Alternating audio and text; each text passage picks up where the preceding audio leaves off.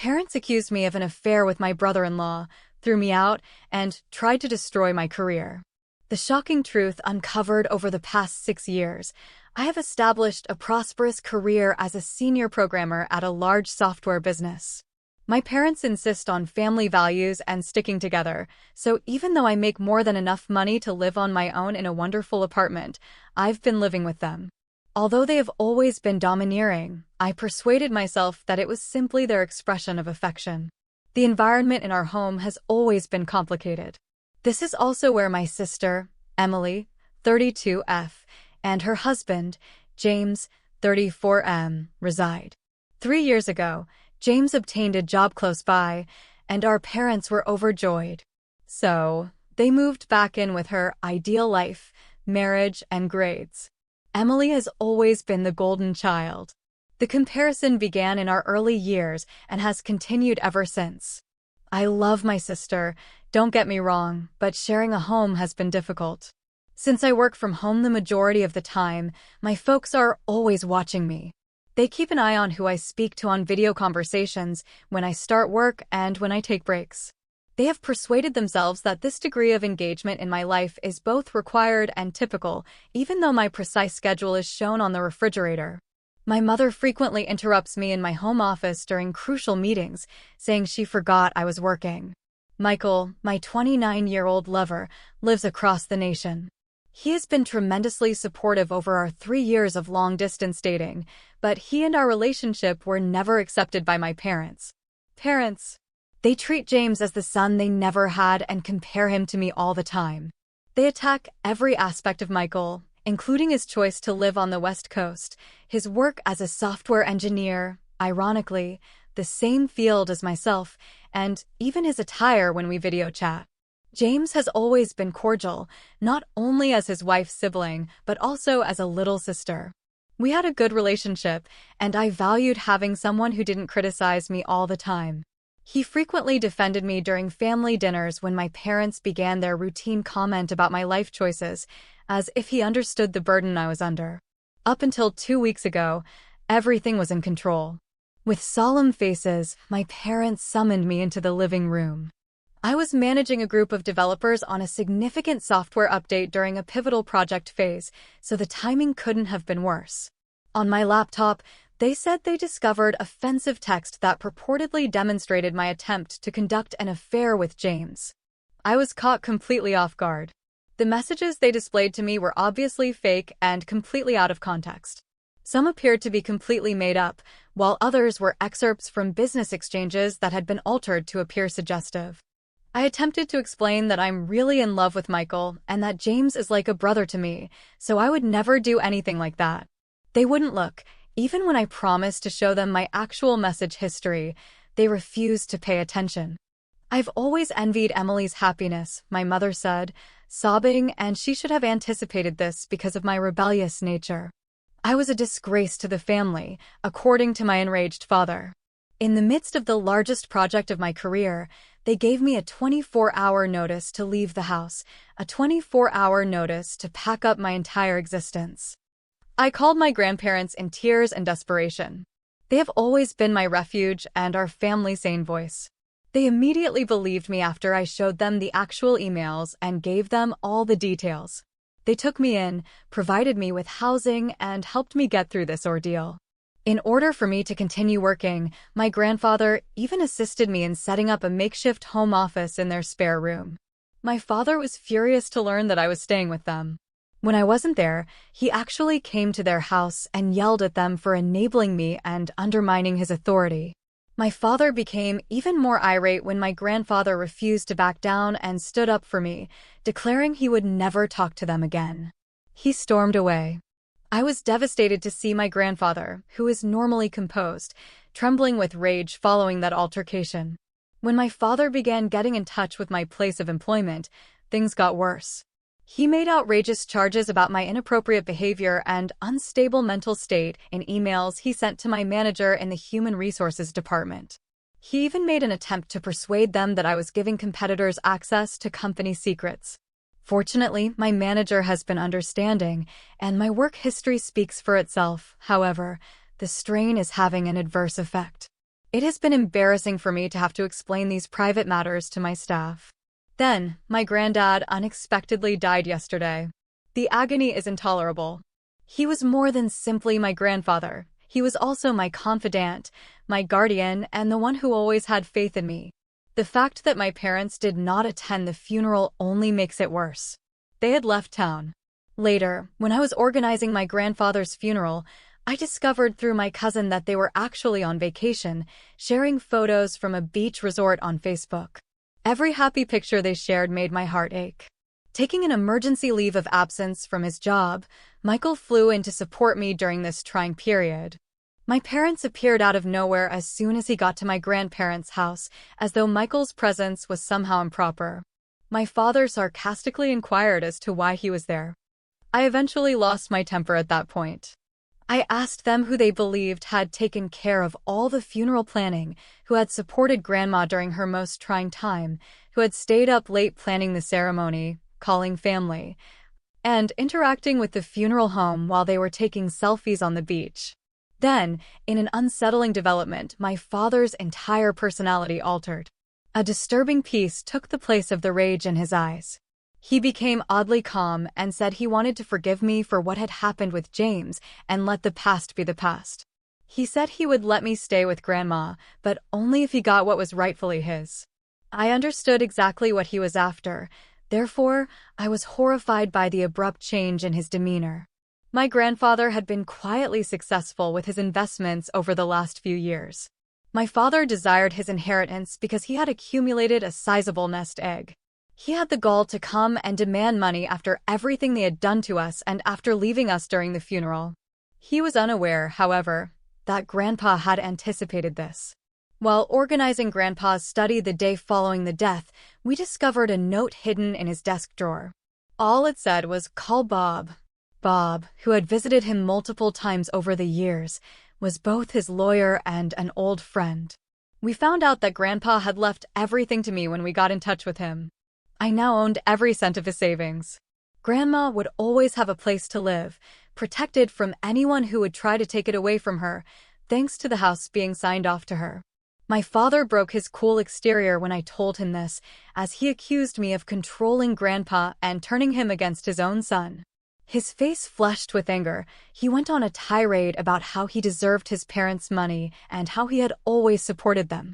He was the one who had left his family to pursue his greed, so it was almost comical that he was accusing me of deception. In an attempt to persuade me, my mother said things like, "Didn't you try to take away your sister's happiness? You now wish for us to suffer as well." However, I refused to back down. Grandpa had made up his mind, and I was going to respect it. I clarified that Grandpa had only recognized where their priorities lay and that Bob, his attorney, could confirm all I said. I also said that there was no conspiracy. The tension in the air was oppressive as they departed. As I watched them leave, I felt both relief and grief. Relief that Grandpa had kept us safe even when he was not around, and sadness that my connection with my parents had reached a breaking point. I'm now concentrating on reconstructing my life and caring for Grandma. Throughout it all, Michael has been amazing, offering consolation and support when I needed it most. However, I can't help but wonder whether there was anything I could have done differently to avoid all of this suffering. Read it. I realize this post is lengthy, but I had to get everything out. Everything has become more problematic because of the inheritance situation, and I'm worried that my parents might try something extreme. I would be grateful for any guidance on legal protection. Has anyone else experienced a similar situation? How did you respond to it? Update 1. Things took a turn for the worst a few days after my last update. Apparently not satisfied with simply pestering my workplace, my father has begun reaching out to our company's customers. I learned this when a representative from one of our largest clients pulled me aside in a virtual meeting to voice concerns about upsetting emails they had received about me. These emails were kindly forwarded by them. My father was methodically attempting to damage my work relationships after he somehow managed to obtain our client list. According to the email, I was a volatile individual who was stealing business secrets and taking advantage of older family members for financial gain. The fact that he disclosed information regarding customer projects that he shouldn't have known about is very troubling. Now, since he works for a partner company, I'm wondering if James was giving him false information. The legal department of my business has been engaged. In addition to the possible harm to my reputation, they are taking this extremely seriously because my father's activities are endangering business partnerships. My parents received a cease and desist letter from them, which only appears to have made them more angry. My parents have responded by launching a full-scale campaign against me on social media in order to disseminate their story. They have made numerous phony personas in addition to publishing on their own ones. The stories they are narrating are getting more complex. They now assert that I have been deliberately deceiving my grandfather for years and that I somehow planned out his whole investing strategy to suit my own interests. They are unaware that I discovered something startling while looking through more of Grandpa's documents. Classic Grandpa, always the meticulous planner, had a secret compartment in his desk drawer that held a USB drive and a pile of papers along with comprehensive documentation of what seems to be systematic tax fraud and money laundering through my father's real estate business. The USB drive included years' worth of email correspondence between him and multiple offshore accounts. I informed Grandpa's attorney, Bob, about these results right away. He wasn't surprised, which was an odd response. Grandpa had apparently been gathering this information for years, recording each dubious business transaction and suspicious activity. Even photos of meetings with well-known dishonest business people were included in the folder. Bob clarified that Grandpa had been assembling evidence but was holding off on taking action until the perfect time. A set of emails revealing that my father had been embezzling money from his own parents' accounts for years was the most upsetting finding. Probably thinking they wouldn't notice, he had managed to get access to their financial portfolio and had started taking little amounts out. Grandpa did notice, though, and instead of confronting him right away, he decided to record everything to examine all the evidence. Bob is currently collaborating with a group of forensic accountants. According to him, we have more than enough to possibly file criminal charges in addition to defending against any legal claims my parents might make. I have mixed feelings about this. While I desire justice, I still find it difficult to imagine my own father being charged with a crime. James's eagerness to return to my parents' house is further clarified by the evidence. He and my father exchanged a number of emails about business prospects that seem eerily similar to Ponzi scams. I'm beginning to question whether the entire charge that I attempted to woo James was a preemptive move meant to discredit me should I ever find out what they were doing. In the meantime, my mother has started calling my grandmother every day, alternating between threatening her and guilt-tripping her. The most recent strategy is asserting that my father's health is suffering due to the stress of my betrayal and that I will be held accountable if anything were to happen to him. On Bob's recommendation, my grandmother, God bless her, has begun recording these calls. We've put in new cybersecurity procedures and placed security cameras throughout the house to keep ourselves safe. Bob suggested that I freeze my credit and assisted me in securing all of my accounts when my parents see their intimidation strategies aren't working. He fears they may attempt a financial retaliation. My job has been suffering due to the stress, but in a surprising turn of events, this has improved my standing inside the organization. My manager has been tremendously supportive. After seeing the proof of my father's harassment campaign, my application for a completely remote job has been expedited, so I won't ever have to worry about working from my parents' house again. Throughout it all, Michael has been my pillar of support. In a spare room at my grandmother's house, he has assisted me in setting up a safe home office with backup systems and secured communications. We're also talking seriously about his moving to a job nearer to me, but I'm concerned that this would make my parents even more of a target. To help me cope with everything, I've started going to a therapist. She is assisting me and realizing that I am not to blame for anything and that it is acceptable to feel both love and resentment for my parents. Processing the knowledge that the folks who raised you are not who you believe them to be is a difficult process. We are currently awaiting the completion of the forensic accountant's analysis. Within a few weeks, Bob continues, we should have a good picture of the scope of my father's financial crimes. I'm getting ready for whatever might happen next. My parents, who know me well, will not tolerate this. I appreciate your prior support, Reddit. I never thought my family's drama would reveal something so significant. Has anybody else learned that their parents committed financial crimes? How did you decide whether or not to report them? I'd really appreciate some advice on this. Update 2. Emily arrived at our home this morning without warning. As I prepared myself for another altercation, I saw a broken lady instead of rage. Her normally flawless appearance was unkempt, and her eyes were red and puffy. She broke down in tears before I could even inquire what was wrong. She sobbed and told what had transpired. James had been in Chicago on a purported work trip. Emily had flown out to his hotel in order to surprise him. She believed a romantic gesture may help ease her feelings of insecurity over their relationship. Rather, she entered his room and found him with another lady. It wasn't the worst part, though. Emily insisted on seeing his phone during their heated argument. The whole story of our family was broken by what she discovered. The offensive messages that had caused me to be expelled, I never made them. To escape suspicion, James had kept one of his mistress's phone numbers under my name, using my name as a front for at least 3 different women he had been having several encounters with. The most startling aspect of all was perhaps how our parents reacted when Emily told them this information. Rather than offering their heartbroken daughter assistance, they advised her to remain silent and try to resolve the situation with James. They cared less about Emily's happiness and more about keeping up appearances to spare the family the shame of a divorce. They even advised her to forgive him. Then Emily found something much more unsettling. She discovered emails on James's laptop that showed he and our father had been involved in more than just family affairs together. They had established a number of shell corporations to conceal funds from investors and taxes. James has been directing contracts to these shells at exorbitant pricing by virtue of his position at his company. Accounts in Switzerland and the Cayman Islands were found via the money trail. Emily discovered pictures of James having meetings with strangers, all of which were stored in a secret folder called Insurance J. James appears to have kept records of everything, most likely for protection against any attempts to expose him. Another realization dawned on me as Emily told me these specifics. Not only was the inheritance at the center of the recent harassment of my clients and workplace, but it was also a frantic attempt to discredit me before I might learn of their financial machinations.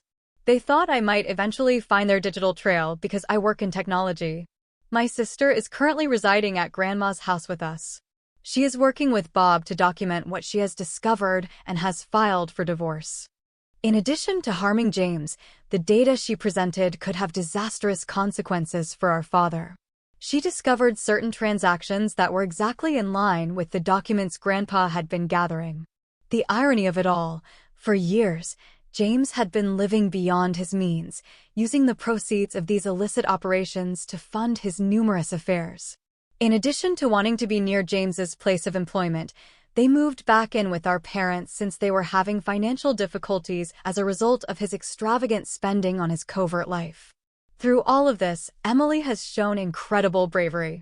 She has already discussed her findings with the FBI, who are especially curious about the financial fraud's global components. She has been informed by the investigators that this case may be worth millions of dollars. Our parents' approach has entirely altered. They are now attempting to argue that they were duped by James and were unaware of the true situation. However, the data points to a different conclusion. Documents we have discovered reveal that our father was the mastermind behind numerous of these plots, with James acting as the frontman for his business. Emily is suffering from the stress of it all. For the first time in our adult lives, we have been spending evenings discussing things, and she has begun visiting her own therapist. She has repeatedly expressed regret for not trusting me and for allowing James and our parents to influence her since she was just as much a victim of their manipulation as I was. I have forgiven her. Grandma has been incredible during this entire ordeal. She said Emily needed the master bedroom more than anyone else at the moment, so she gave it to her.